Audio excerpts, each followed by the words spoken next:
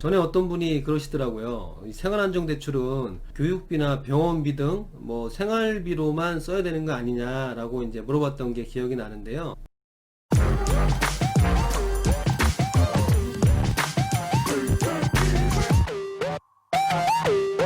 안녕하세요. 대익남입니다. 오늘은 생활안정자금 대출에 대해서 알아보겠습니다. 얼마 전에 어떤 분이 그러시더라고요. 생활안정대출은 1년에 1억씩만 받는 거 아니냐 라고 하시는데, 네, 맞습니다. 1년에 1억씩 받는 게 맞는데요. 이 생활안정자금 대출도 대출하는 목적에 따라서 1억을 초과하는 대출도 있습니다. 그것에 대해서 이 시간에 아주 쉽게 알려드리겠습니다. 자, 우리가 주택을 담보로 대출하는 목적에는 크게 세 가지가 있습니다. 주택 구입 목적의 주택담보대출이 있고요. 생활안정자금 목적의 주택담보대출이 있는데, 오늘은 이 생활안정자금 목적의 주택담보대출에 대해서 설명을 드리겠습니다. 요즘 코로나 때문에 이 생활안정자금 대출을 문의하시는 분들이 요즘 굉장히 많이 늘었는데요. 그러면 제가 이렇게 여쭤봅니다. 주택이 어디에 있습니까? 위치가 어디에 있습니까? 하고 여쭤보면 저는 주택은 없는데 신용으로 생활안정대출을 받고 싶습니다 라고 이제 하시는 분들도 가끔 계십니다. 이 생활안정대출은 이 주택담보대출의 일종이거든요. 그렇게 보시면 되고요. 여기 보시면 이 사업자금 목적의 주택담보대출도 있는데, 이 사업자금 목적의 주택담보대출은 뭐냐 라고 하면 제 다른 영상에 이 사업자금 목적의 대출 영상들이 정보가 많이 있으니까 참고하시면 좋을 것 같고요. 자, 우리가 이제 대출을 잘 받기 위해서는 대출에 이제 들어가는 주요 이제 핵심 용어들을 우리가 알 필요가 있는데요. 요즘 들어 대출 규제 때문에 너무나 복잡하고 어렵습니다 라고 문의하시는 분들이 많이 계십니다. 무슨 뭐 대출 하나 받으려면 이렇게 복잡하고 알아봐야 할 것들이 많느냐라고 하시는데요. 예전에는 그냥 LTV가 70%까지 됐었기 때문에 별다른 조건 없이 대출을 받는데 뭐 크게 영향이 없었거든요. 요즘에는 이 대출을 받으려면 꼭 알아두어야 할 용어들이 있습니다. 이 공부를 안 하면 이 대출 상담도 못 해드립니다. 자, 먼저 우리가 이제 익히 알고 있는 규제 지역이 있죠. 투기 지역이 있고, 투기 과열 지구, 그리고 조정 대상 지역을 우리가 규제 지역이라고 합니다. 그리고 이제 고가주택이 있는데요. 이 고가주택은 KB 시세가 9억 원을 초과하는 주택을 고가주택이라고 합니다. 그리고 초고가주택이 있는데요. 이 초고가주택은 KB 시세 15억을 초과하는 주택을 초고가주택이라고 합니다. 자, 그 다음에 또 우리가 알아야 될 게 이 주택 보유수인데요. 이 주택 보유수는 국토교통부에서 주택 소유 확인 시스템이라는 이 조회를 통해서 대출을 신청하는 대출 차주뿐만이 아니라 그 차주가 속해 있는 세대원들의 주택 보유 현황을 체크하게 되어 있습니다. 심지어 이 주택뿐만이 아니라 분양권 및 재건축, 재개발 지분까지도 이 주택수에 포함을 시키고 있거든요. 그래서 이 생활안정대출을 알아보시는 분들은 본인이 갖고 있는 주택은 뭐 다들 알고 계시겠지만, 이 세대원, 배우자 또는 세대원들이 갖고 있는 이 주택도 체크할 필요가 있습니다. 제가 얼마 전에 그 경기도 남양주에 이제 그 속해 있는 그 아파트를 담보로 해서 생활안정대출을 한번 해드린 적이 있었는데요. 이제 남양주까지 가서 이제 자서 자필 서명을 받고 다 이제 뭐 여쭤볼 것들을 많이 여쭤보고, 주택은 뭐 더 있는 게 없습니까? 혹시 배우자분이나 세대원들이 주택을 갖고 있는 게 없습니까? 라고 여쭤봤는데 없다고 하시더라고요. 그래서 뭐 그게 맞겠지 하고 이제 자필 서명을 받고 서류를 다 이제 접수를 해서 이제 금융기관에 접수를 했는데, 이 국토교통부 그 조회 시스템에서 그 배우자가 이제 그 부모님한테 상속받은 그 지방의 조그마한 주택이 하나가 이제 튀어나온 거예요. 그래갖고 기존에 이제 해드리려고 했던 그 LTV보다 대출이 이제 금액이 작아져서 대출 금액이 이제 못 나갔던 적이 있었거든요. 어쨌든 이런 경우도 있으니까 그 주택 보유 현황을 잘 체크를 하셔야 됩니다. 분양권이나 뭐 재개발, 재건축, 지분도 마찬가지고요. 자, 다음은 이제 LTV, DTI, 그리고 이제 DSR인데요. 이런 용어들은 우리가 이제 흔히 들어서 잘 알고 있지만, 그래도 이제 우리가 대출을 받기 위해서는 짚고 넘어가야 할 부분이기 때문에 요거는 이제 보시면 되고요. 이렇게 보시면 됩니다. LTV 같은 경우에는 뭐 집값이 8억 원인 주택이 있다라고 하면 그 LTV가 40%가 적용되는 지역, 그러니까 뭐 서울이나 투기지역, 투기과열지구를 말하는 거죠. LTV가 40%이기 때문에 48에 32, 그러니까 3억 2천만 원까지 대출을 받을 수 있다라고 보시면 됩니다. 이 LTV나 DTI, DSR 계산 같은 것들은 이 본인이 하기가 쉽지가 않기 때문에 요즘 그 인터넷 창에 부동산 계산기 또는 DTI 계산기라고 검색을 하시면 이런 어플이나 이런 계산할 수 있는 사이트들이 나오거든요. 네, 그런데 가셔서 본인 소득을 입력을 하시고 이렇게 대출할 금액이라든지 상환 기간이라든지 이런 것들을 입력을 하시면은 쉽게 계산할 수가 있기 때문에 그런 어플들을 이용을 하시면 아주 도움이 될 것 같습니다. 생활안정자금 대출의 LTV와 DTI를 계산해 놓은 화면인데요. 이 화면을 보기만 해도 복잡하시죠? 어떤 분은 그러시더라고요. 자기는 숫자만 보면 머리가 아주 지끈지끈거리고 속이 아주 울렁거린다고 말씀을 하시는데, 이런 계산들을 이 고객님께서 직접 하시는 게 아니고 내가 속해 있는 지역의 주택이 LTV가 이 정도 되는구나, DTI가 이 정도 되는구나, 그리고 1주택인지 2주택인지 체크를 잘 하셔서 대출을 알아보시면 좋을 것 같고요. 핸드폰 사진이나 캡처를 해 두셔서 갖고 있으면 도움이 많이 되실 것 같습니다. 자, 먼저 이제 주택의 가격이 중요한데요. 자, 시가 9억 원 이하의 주택은 1주택 세대 대상으로는 LTV가 40%죠. 그리고 DTI는 40%입니다. 마찬가지로. 그리고 2주택 이상은 LTV가 10%씩 강화가 되기 때문에 LTV가 30, DTI 30이고요. 시가 9억 원을 초과하는 아파트는 조금 더 강화가 됩니다. 1주택 세대는 40, 20, 그러니까 이제 LTV가 40에 이제 20인데요. 어떤 분은 또 그러시더라고요. 40 플러스 20이면 60%까지 대출이 되는 거 아니냐라고 이제 우스갯소리로 하시는데, 그건 아니고요. 주택의 시세가 9억까지는 이제 40%로 계산이 되고요. 그리고 9억을 초과하는 금액에 대해서는 LTV가 20%로 계산이 됩니다. DTI는 똑같이 이제 40%고요. 1주택 세대 기준입니다. 그리고 2주택 세대 이상은 LTV가 이제 10%씩 차감이 되기 때문에 30%, 10%죠. 그리고 DTI는 30%가 적용이 되고요. 시가 15억 원을 초과하는 아파트도 대출이 됩니다. 1주택 세대 40에 20, 그리고 2주택 이상 세대는 30에 10. DTI는 이렇게 보시면 되고요. 이 조정 대상 지역이나 뭐 조정 지역 외 수도권, 그리고 기타 지역은 뭐 제가 계산을 안 해드려도 표를 보시면 쉽게 이해하실 수가 있을 겁니다. 자, 현재 규제 지역 현황인데요. 뭐 투기 과열지구, 조정 대상 지역 이렇게 해서 시도별로 이렇게 나눠 놓은 화면입니다. 예전에 규제 지역이 생기기 전에는 대출 상담 해드리는 게 그게 뭐 크게 어렵지가 않았습니다. 그 지역마다 상관없이 같은 비율로 이 대출 한도가 나왔기 때문에 어려운 게 없었는데, 요즘 같은 경우는 이 대출 상담을 해드릴 때 지역이 어디입니까, 위치가 어디입니까 부터 시작을 해서 직업은 뭡니까, 뭐 대출하는 목적은 어떻게 되나요, 이게 대출 상담하는 사람이 더 많은 질문을 해야 된다니까요. 그러니까 이제 대출을 알아보시는 분들은 내가 이제 주택이 속해 있는 지역이 어딘지, 그리고 대출하는 목적이 어떤 건지, 직업이 어느 정도 되는지, 그리고 대출 필요 금액이 어느 정도 되는지, 그리고 대출 필요 시기는 언제쯤 되는지, 이런 것들을 좀 준비해 놓으셨다가 상담하실 때 이렇게 말씀을 해 주시면 아주 좋을 것 같습니다. 이 화면도 이제 캡처를 해 놓으실 수 있으시면 캡처를 해 놓으시면 도움이 되실 거예요. 이 생활안정자금 대출은 1년에 1억씩 받을 수 있다는 거는 다들 알고 계시죠? 그 외에 다른 이제 정보들은 인터넷에 찾아보면 정보가 많이 이제 나와 있지만 다들 하는 얘기가 조금씩 다르다 보니까 사실 믿을 수가 없습니다. 어떤 분은 이렇게 얘기를 하고 어떤 분은 이렇게 얘기를 하기 때문에 요즘 같은 시기에는 전문가의 필요성이 더 두각이 되고 있는 상황입니다. 일단 생활안정자금 대출이란, 이제 주택담보대출은 구입 목적의 대출과 주택 구입 목적 이외의 대출로 이제 나뉘는데요. 의료비, 교육비 등 생활자금 조달 목적으로 이미 보유하고 있는 주택을 담보로 해서 하는 대출입니다. 자, 그러면 제가 서두에 말씀드렸다시피 이 생활안정자금 대출의 이제 그 목적에 따라서 1억 원을 초과하는 대출도 있는데요. 그게 어떤 대출인지 한번 알아보겠습니다. 이 생활안정 대출의 종류는 크게 세 가지입니다. 일반 용도의 생활안정자금 대출이 있고요. 임차보증금 반환 용도의 주택담보대출이 있습니다. 그리고 기존의 대출을 대환하는 용도의 주택담보대출, 이 갈아타기라고 하죠. 이 세 가지의 대출이 생활안정대출에 속하고 있습니다. 전에 어떤 분이 그러시더라고요. 이 생활안정대출은 교육비나 병원비 등 뭐 생활비로만 써야 되는 거 아니냐라고 이제 물어봤던 게 기억이 나는데요. 내가 대출이 필요한 목적에 따라서 이 세 가지의 대출을 받을 수가 있으니까 이 생활안정대출은 이 세 가지라고 기억을 하시면 좋을 것 같습니다. 자, 세입자 퇴거자금, 우리가 보증금 반환대출이라고 하죠.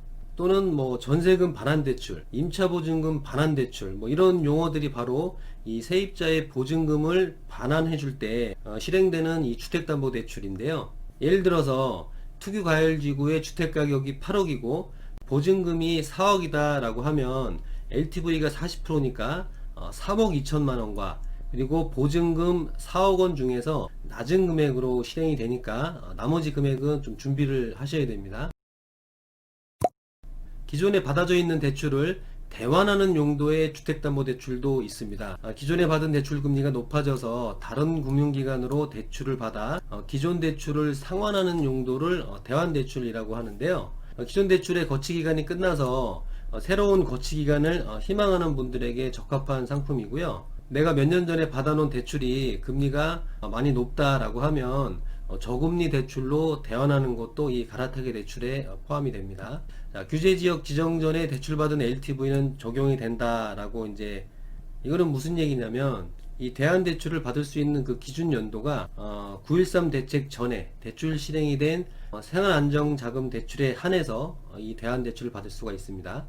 이 기존의 대출 금액 범위 내에서만 이 실행이 될 수 있기 때문에 그 대환자금과 생활안정자금 1억 원을 동시에 실행하는 방법에 대해서는 뒷부분에 자세히 설명을 드리겠습니다.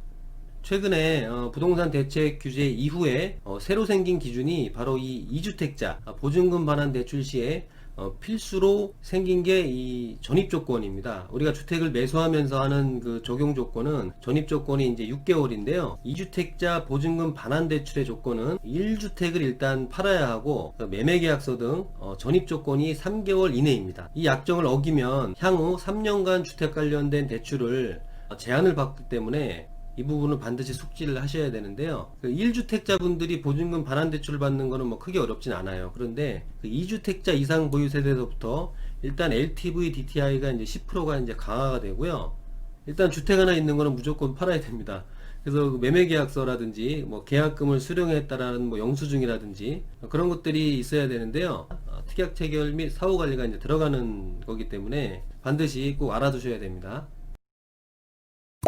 자, 앞에서 말씀드렸다시피 이 생활안정자금 대출을 받게 되면 이 국토교통부에서 주택 보유 확인을 합니다. 여기는 지금 3개월로 되어 있는데요. 보통 제가 알아보니까 뭐 은행권이나 보험사 쪽이나 모든 1, 2금융권들이 6개월에 한 번씩 조회를 한다라고 하니까요. 이것도 알아두시면 좋을 것 같고요. 얼마 전에 어떤 분이 그러시더라고요. 제가 올해 생활안정 대출을 받았는데 청약하고 싶은 아파트가 있어서 만약에 그 아파트를 청약하게 되면 그 주택 보유 기준이 계약일 기준이냐 아니면은 잔금을 치르고 등기일 기준이냐 라고 이제 여쭤봐서 제가 좀 여기저기 좀 알아봤는데요. 이게 애매한 게 그 분양하는 아파트에서 그 국토교통부에 이제 신고를 언제 하느냐에 따라서 조금씩 틀리지만 계약금을 낸 시점은 아니고요. 보통 보니까 1차 중도금이 나가는 시점부터 주택 보유 현황에 조회가 된다라고 하네요. 자, 지금 현재 지방과 경기도 김포 그리고 파주를 제외한 대부분이 6.17 대책으로 비규제 지역에서 투기 과열지구 및 조정 대상 지역으로 지금 변경이 됐죠. 인천 같은 경우는 현재 지금 투기 과열지구죠. 그래서 규제가 되기 전에는 LTV가 70%까지 나왔었는데 지금은 LTV가 40%입니다. 5억짜리 아파트에 규제 지역 전에 70%인 3억 5천을 대출을 받았다면 지금 일반 용도 생활안정대출은 한도가 안 나오고요. 이 대환 용도의 대출은 가능하다는 얘기입니다. 자, 얼마 전에 어떤 분이 대출 문의를 주셨는데요. 본인은 이제 주택이 세 채가 있는 분이셨습니다. 서울에 15억을 초과하는 아파트에 이제 거주를 하고 계셨었고 대출이 이제 안 되는 줄 알고 경기도에 이제 다른 주택을 담보로 해서 세입자가 살고 있는 주택에 후순위 대출이 안 되냐라고 물어보시더라고요. 그래서 지금 현재 살고 있는 아파트는 지금 본인 거주를 하고 있습니까? 그랬더니 본인이 이제 거주를 하고 있다라고 하는데 15억을 초과하는 아파트라서 대출이 안 되는 거 아니냐라고 하시더라고요. 그래서 올해 생활안정대출을 받은 게 없다라고 하면 1년에 1억씩은 받을 수가 있습니다 라고 제가 설명을 드렸었거든요. 이 15억 초과 아파트는 대출이 안 되는 걸로 알고 계신 분들이 많습니다. 지금 현재 부동산 대책 중에서 15억을 초과하는 대출 금지 조항은 주택 구입 목적의 신규 대출만 제한되고 있습니다. 일반 용도의 생활안정자금 대출은 1년에 1주택당 1억씩 허용이 되고 있고요. 보증금 반환 용도의 생활안정 대출도 가능합니다. 그리고 대환 목적의 생활안정자금 대출도 가능하기 때문에 이 부분 알아두시면 도움이 될 것 같습니다.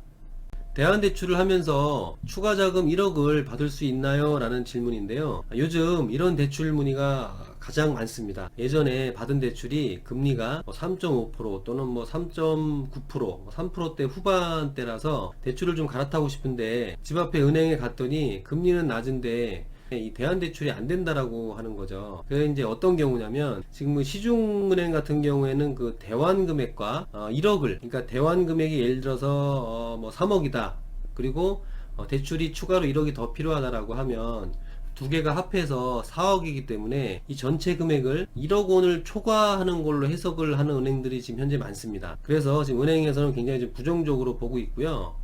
단 지금 시중은행 중에 그 한 군데 은행에서만 대환 금액 플러스 1억까지 해주는 은행이 있기 때문에 그쪽으로 알아보시면 도움이 될 것 같고요. 보험사 같은 경우는 대환 금액 플러스 1억이 다 됩니다. 예를 들어서 대환해야 될 금액이 3억이고 생활안정대출이 1억이 더 필요하다라고 하면은 그런 분들 같은 경우에는 보험사 쪽으로 알아보시면 좋을 것 같고요. 이 저축은행과 캐피탈사 같은 경우에는 이 생활안정대출을 아예 취급을 하지 않습니다. 요즘 이런 문의도 굉장히 많습니다. 보험사나 기타 신협이나 새마을금고 등은 대출이 더 나온다고 하던데 맞는 말이냐 라고 이제 문의를 많이 주시는데요. 실제로 인터넷에 찾아보면 그 수많은 대출 정보들이 있습니다. 최저금리에 최대 한도를 대출을 해준다라는 데가 그런 그 과장 광고 문구가 많은데요. 정말 그 검증이 안 된 그 수많은 정보들이 넘쳐납니다. 정보의 홍수 속에 사는 게 좋을 때도 있지만 나쁠 때도 있는 것 같습니다. 이 주택구입 목적의 대출 규제는 모든 금융사가 다 똑같습니다. 1금융권, 2금융권, 심지어 저축은행, 캐피탈까지 이 구입 목적의 대출과 생활안정자금 목적의 대출은 정부에서 지금 강력하게 규제를 하고 있기 때문에 모든 금융사가 다 동일하다라고 보시면 되고요.